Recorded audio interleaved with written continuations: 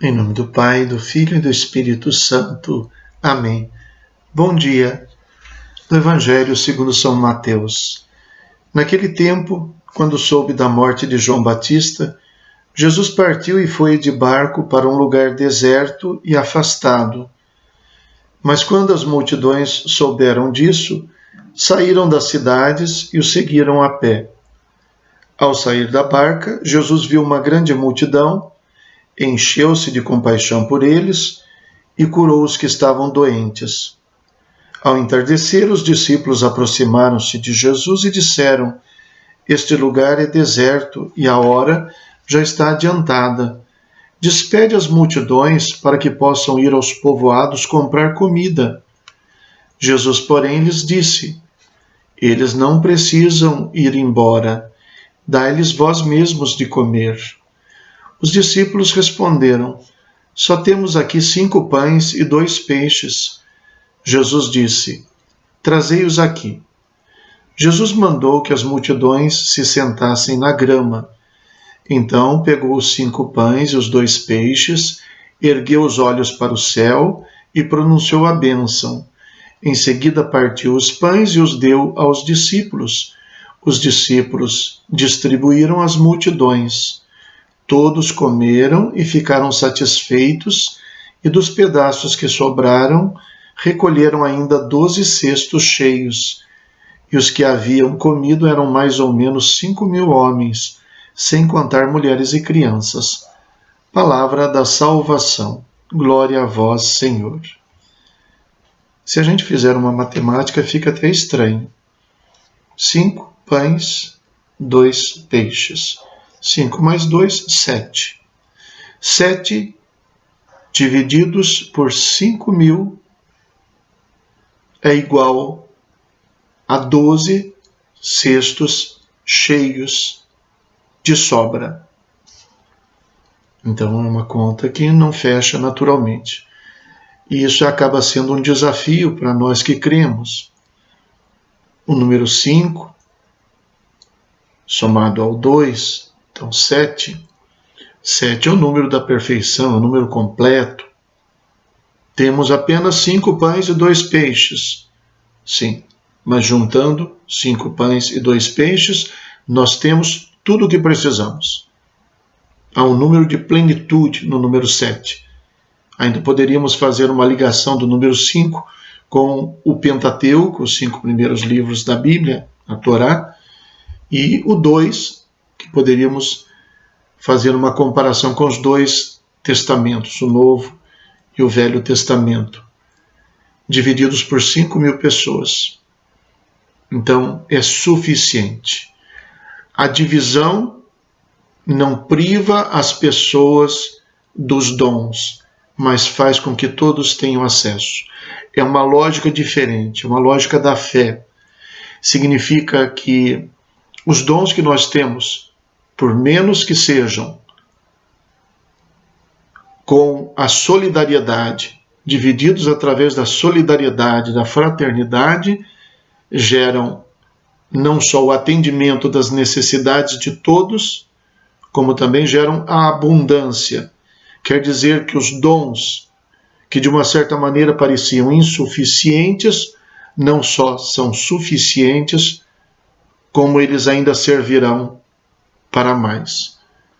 Eu até diria, numa comparação assim, que quando a gente divide o pão, nós temos o fruto de alimentar 2 pessoas, se a gente dividiu com o outro, mas temos também o fruto de alimentar o espírito com a solidariedade.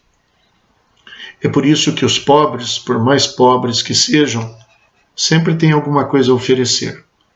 Porque, em geral, são pobres de bens materiais, mas são ricos de solidariedade. E os ricos nem sempre acham suficientes os dons que têm para dividir. Eles acham que não é suficiente para todos.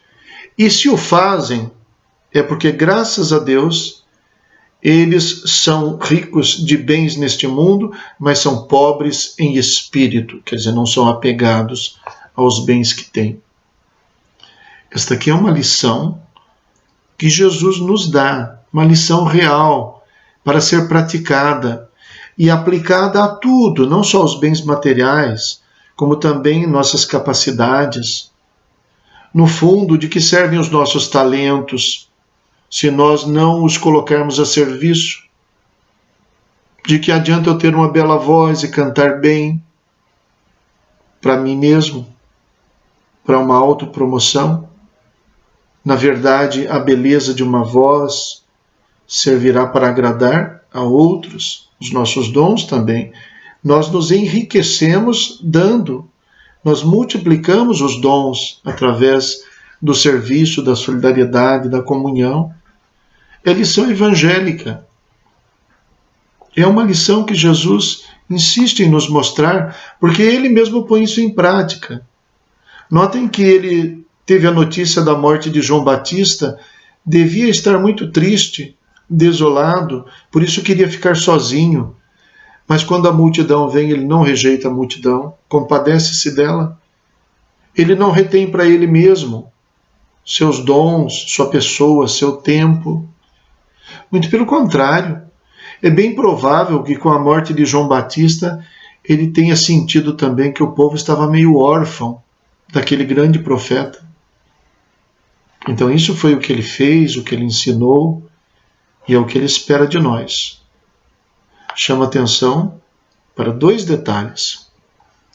Primeiro, que ao dizer que sobraram 12 cestos cheios dos pedaços depois da multiplicação, remete ao número 12, que nos lembra as 12 tribos de Israel, ou seja, as bases do povo de Deus e o Antigo Testamento, e nos recordam também, o número 12 nos recorda também os 12 apóstolos, recorda a igreja, os dons que se multiplicaram e foram confiados à igreja para que ela os distribuísse. Não é sem razão que nesta versão aqui, que é a de São Mateus, dias atrás nós ouvimos a versão de São João, esta versão de São Mateus diz que Jesus, depois de ter partido e ter abençoado os pães, entregou aos discípulos para que eles distribuíssem. A igreja que distribuiu. O Papa Francisco até costuma chamar a atenção e dizer, quando foi que os pães se multiplicaram? Não foi nem mesmo nas mãos de Jesus, foi nas mãos dos discípulos. Depois que Jesus então entregou a eles para que eles distribuíssem. Que quer dizer que esta é a lição dada por Jesus e é a missão confiada à igreja e a cada um de nós. Rezemos. Manifestai, ó Deus, vossa inesgotável bondade para com os filhos e filhas que vos imploram e se gloriam de vos ter como Criador e Guia, restaurando para eles a vossa criação e conservando-a renovada, por nosso Senhor Jesus Cristo, vosso Filho, na unidade do Espírito Santo. Amém. O Senhor esteja convosco, Ele está no meio de nós. Abençoe-vos Deus Todo-Poderoso, Pai, Filho e Espírito Santo. Amém. Bom dia, fiquem com Deus.